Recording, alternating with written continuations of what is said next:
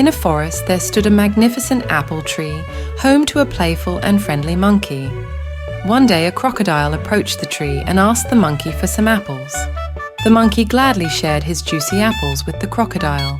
The crocodile's wife, after tasting the apples, desired the monkey's heart.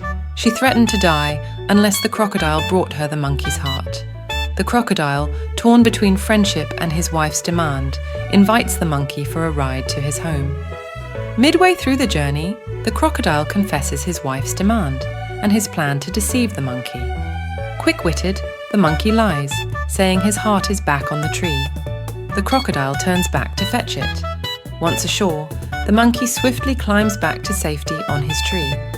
From the safety of his tree, the monkey taunts the crocodile for his foolishness and betrayal. The morale of this tale rings true. Be cautious of who you trust, as even a friend can turn out to be your enemy. Thank you for watching. Please like, share and subscribe to my channel for more videos like this.